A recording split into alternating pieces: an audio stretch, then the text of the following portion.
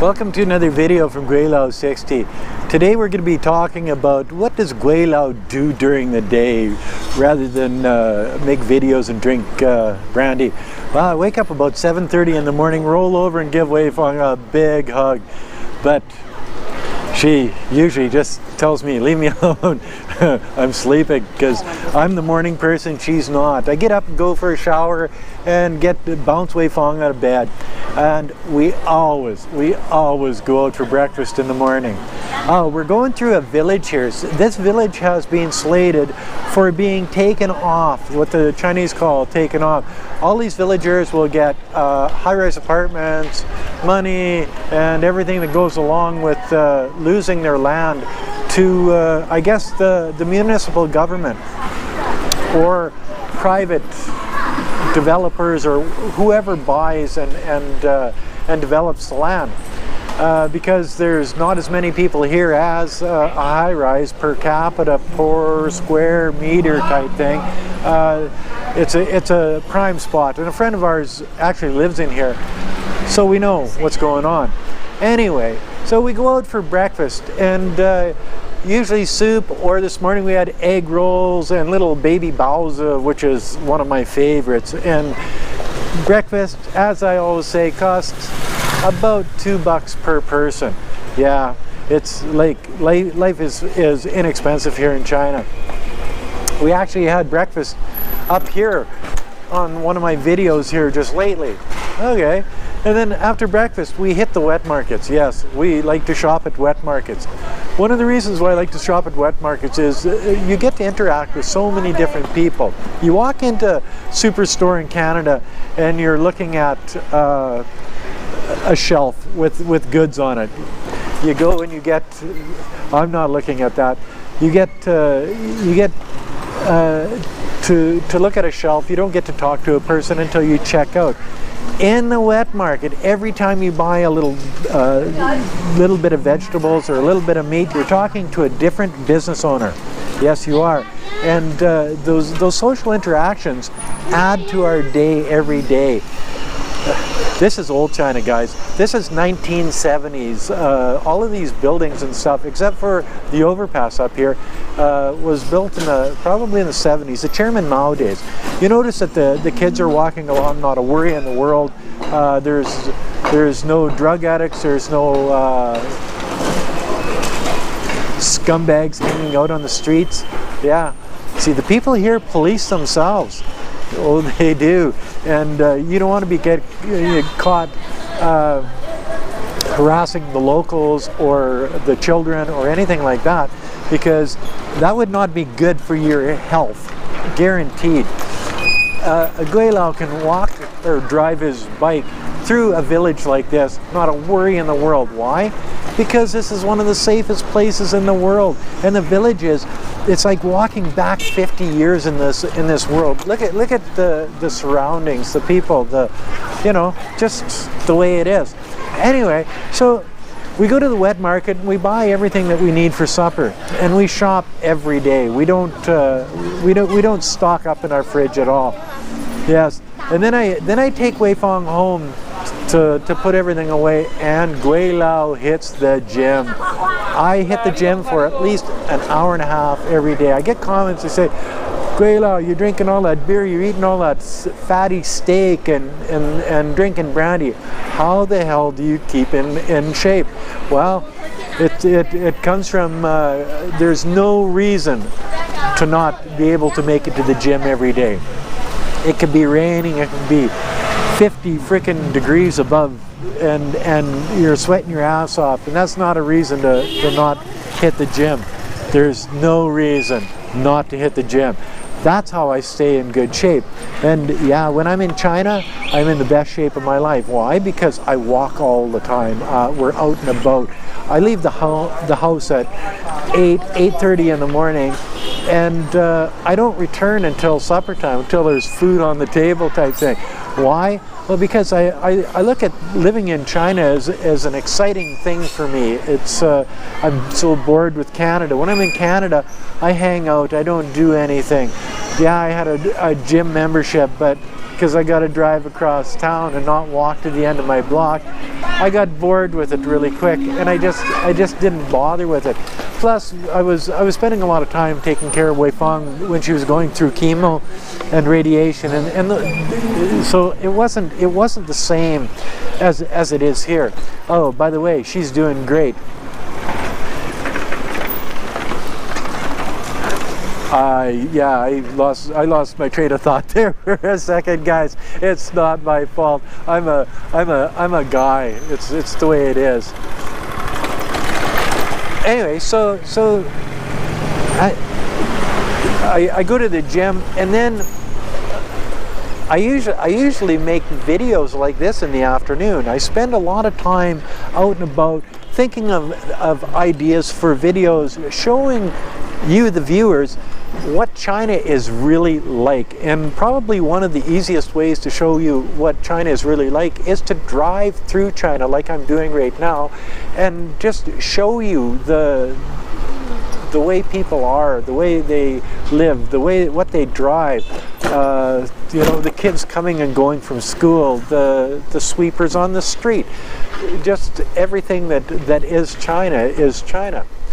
Yeah. Okay, and then I go home and I eat, and after supper, a lot of times, but you see, 2, 3, maybe even 4 times a week, we don't eat at home. We go out to restaurants, because eating in restaurants is so inexpensive here in China that there's really no reason to cook and do your dishes. What's that business they've got in Nanaimo? Skip the dishes. I'm sure it's all over the place, but I know it's in Nanaimo.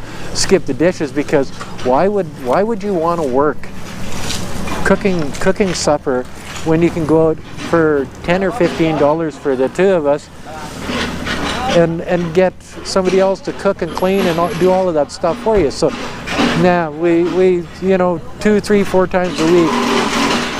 Oh, what's going on? 2, 3, 4 times a week, we hit restaurants, hot pots or all you can eat buffets or whatever. I like to hit the ones where there's the all you can eat and all you can drink, because yes, Gweilo 60 is a soak, and I have fun doing it, and there's nothing the matter with that. Whatever cranks your turn, man. Look at this place. This is old China. This is interesting to me. This is the way it has been for the last 50 or 60 years here in China, and things haven't changed much. Pretty cool, eh, guys? Okay, so we go out for supper, and then we usually go out walking on Ho Chi Lu and Food Street at night, and we'll eat stuff. Sometimes I'll hit the Queen's Head pub, or down to Bob's Bar, or up to Ronnie's place, and he's got a bar there too, and we'll drink our faces off like typical Gweilo. And after the whole day is done, chances are I've made more off this YouTube video than I spend on the day that I make it. Seriously, I know we're not supposed to talk about how much money you make off, and I didn't say anything about how much I made, but it's that inexpensive. You don't make a lot off doing videos for YouTube, but the idea is that China is so inexpensive that just something like what I'm doing here today can make as much money as I spend in a day, which is amazing. And that's a normal day for Gweilo 60 in Nanning, China. A lot of times we'll jump on trains, planes, and automobiles and head out of the city to Fenchengong or to Bobai or to Beihai, up to Guilin, Yangzhou, or places like that. And there'll be a bunch of those videos coming up pretty quick. It's just when it's really, really nice in Nanning, we like to stick around Nanning and just do things. When the weather is beautiful like this, today it's only like 32 degrees with about, I don't know, 36, maybe 37 degrees with the humidex. So this is a nice day. It's starting to cool down. Yes, not as cold as Canada, but it is starting to cool down. Anyway, there's another video from Gweilo 60 cruising through village land in Nanning Guangxi China on a Tuesday afternoon. I think it's October the 15th. I'm not sure when this video is going to come out. I've been talking for, I don't know, 10 or 15 minutes, so probably not a lot of editing. I get that from what was the guy from Japan? Check his videos out. Tokyo Sam, TKO Sam. He's a YouTuber out of Tokyo, Japan. He does some pretty good stuff. He made a comment saying, "Gweilo, how come all you can do is talk and babble and rant for 10 or 15 minutes and you get 10,000 plus views?" My response to that is because I've got such a sparkling personality. Anyway, as I digress into fantasy land, there's another video from Gweilo 60. If you like this video, as always, like, comment, subscribe, push that share button, and thanks for watching. Bye now. Oh, don't forget to hit the bell. You know, the bell. The bell lets you know when any of my new videos come out. If you don't hit the bell, you don't know when my new videos come out. So, hit the bell. Anyway, till next time, bye now.